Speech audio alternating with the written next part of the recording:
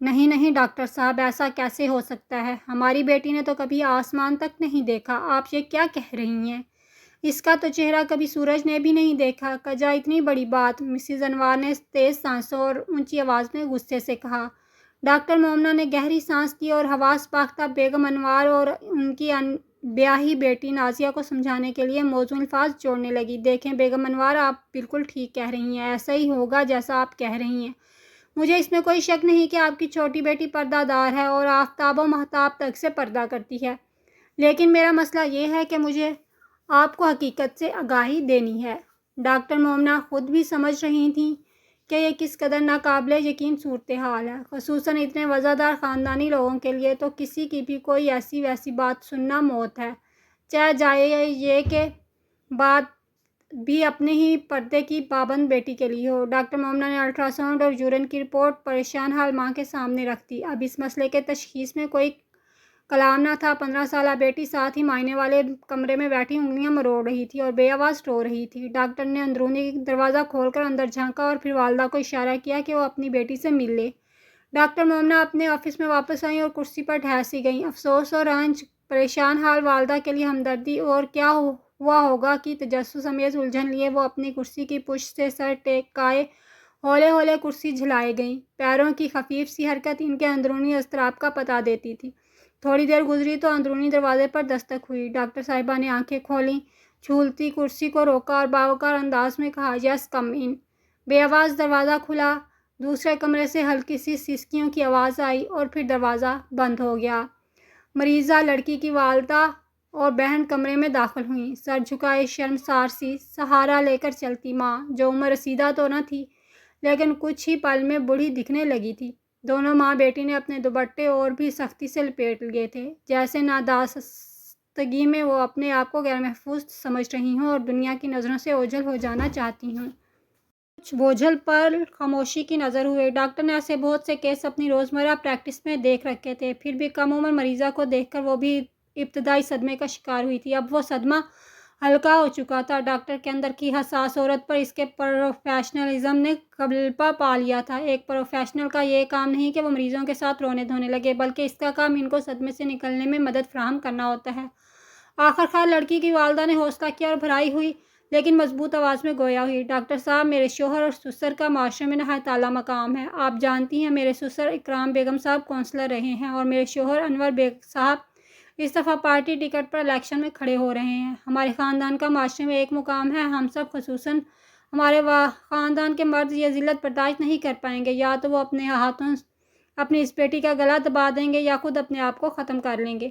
یہ کہتے کہتے مسز انور کا سانس پھول گیا، پھر انہوں نے متلاشی نظروں سے ادھر ادھر دیکھا۔ ڈاکٹر نے ان خاموش نظروں کا مطلب سمجھ لیا۔ وہ انہیں روم فریج کا دروازہ کھولا، ٹھنڈے پانی کا ایک گلاس بھرا اور مسز انوار کے سامنے رکھا۔ سوالیہ نظروں سے مسز انوار کی بڑی بیٹی نازیہ کی طرف دیکھا، مبادا اسے بھی پیاس لگی ہو، لیکن اس نے نفی میں سر ہلا دیا۔ مسز انوار نے کانپتے ہاتھوں سے گلاس اٹھایا، ہاتھوں کی کپکپاہٹ اتنی وضاحت تھی کہ پانی بلوریں گلاس میں بلکورے کھاتا نظر آ رہا تھا۔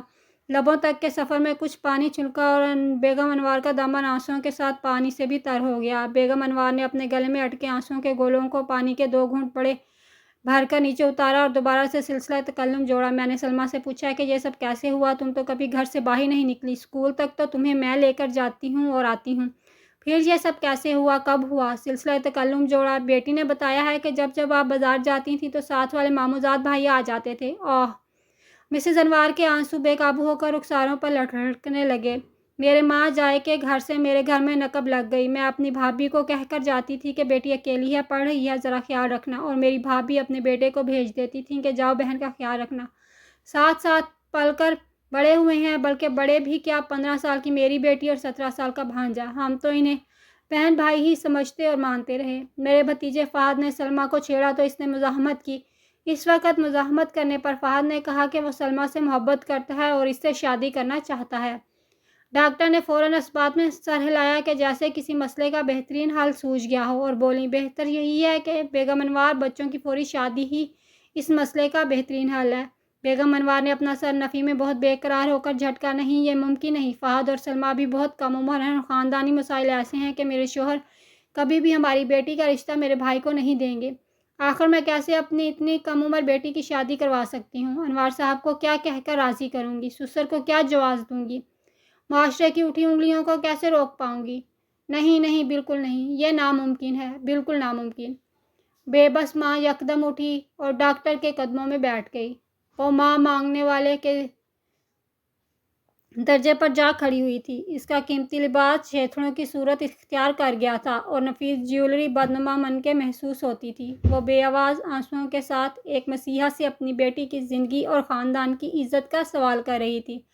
ڈاکٹر مومنہ یکدم ایک ماں بن گئیں جو دوسری ماں کے جذبات سے بھی واقف ہوتی ہے اور عورت کے قرب سے بھی۔ انہوں نے اس لاچار ماں کو کندھوں سے تھام کر سہارا دیا اور صوفے پر بیٹھنے میں مدد دی۔ پلیز ڈاکٹر صاحبہ، آپ بھی تو ایک ماں ہیں، اولاد نافرمان اور گناہ گار ہی کیوں نہ ہو، ماں تو اسے بچانے ہی کی کوشش کرتی ہے نا۔ میں اپنی اس بچی کو کیسے مر جانے دوں؟ اس باعزت خاندان کو تباہی سے بچا لیں، خدارا کچھ کریں۔ ڈاکٹر مومنہ جانتی تھی کہ جلد یا بدیر انہیں اس صورتحال کا سامنا کرنا پڑے گا۔ ہر دفعہ ایک سی کہانی ہوتی تھی، روتی دھوتی پردے ڈالتی ماں اور شکار ہوئی لڑکی۔ ڈاکٹر مومنہ نے ضمیر کی آواز پر لبیک کہا اور پردہ رکھنے کا فیصلہ کیا۔ ضروری ادویات اور ہدایات کے ساتھ انہوں نے بلکتی ماں اور سہمی ہوئی مریضہ کو تسلی و تشفی دے کر رخصت کیا۔ مومنہ کو رخصت کر کے ڈاکٹر مومنہ اپنی سیٹ میں بیٹھ گئیں۔ باوجود اس کے کہ وہ ایک پروفیشنل تھیں، ان کے سینے میں ایک حساس دل دھڑکتا تھا۔ وہ افسردہ تھیں اور قدرت کے انصاف پر حیران بھی۔ وہ جانتی تھیں کہ یہ سب کچھ محض ایک واقعہ نہ تھا، یہ واقعات کا ایک تسلسل تھا۔ ان کے ذہن میں گزرے سال کے واقعات کی ریل چلنے لگی۔ پچھلے سال اس لڑکی کے والد نامور وکیل اور سیاستدان انور بیگ ایک برقع پوش خاتون کے ہمراہ ڈاکٹر مومنہ کے پاس آئے تھے۔ انور بیگ نے اس خاتون کا تعارف اپنی ایک دور پار کی عزیزہ کی حیثیت سے کروایا تھا اور کہا تھا کہ خاتون کے ہسبینڈ باہر ہوتے ہیں، ان سے ایک سنگین بھول ہو گئی ہے، اب بہت پریشان ہے اور شرمندہ بھی۔ ڈاکٹر مومنہ نے محترم وکیل صاحب کو آفس میں ہی انتظار کرنے کو کہا اور مریضہ کو کمرہ معائنہ میں لے آئیں۔ وہاں خاتون ذرا سی ہمدردی پا کر پھوٹ پھوٹ کر رونے لگی۔ اس نے بتایا کہ میرے خاوند کو باہر بھجوانے کے تمام اخراجات ان وکیل صاحب نے ادا کیے ہیں۔ میرا شوہر اسے ان کی نیکی اور خلوص سمجھتا ہے، لیکن یہ سب اس سودے کی وجہ سے ہے جو ان معزز وکیل صاحب نے مجھ سے کیا تھا۔ میرے سامنے میرے شوہر کا ویزا تھا اور دوسری جانب بیڈ روم کا وہ دروازہ جس سے گزر کر ہی وہ ویزا میرے بچوں کے مستقبل میں روشنی لا سکتا تھا۔ میرے اندر کی ماں نے اپنے بچوں کے مستقبل کے لیے اپنا آپ قربان کیا اور وکیل صاحب کا تجویز کردہ سودا منظور کر لیا۔ اگر اب بھی کسی وقت میں وکیل صاحب کو انکار کرتی ہوں تو وہ مجھے دھمکی دیتے ہیں کہ تمہارا شوہر واپس آ جائے گا۔ ڈاکٹر مومنہ قدرت کے انصاف کو دیکھ رہی تھیں۔ مکافات عمل یہی تو ہے، باپ کا پرانا قرض آج بیٹی چکا کر گئی تھی۔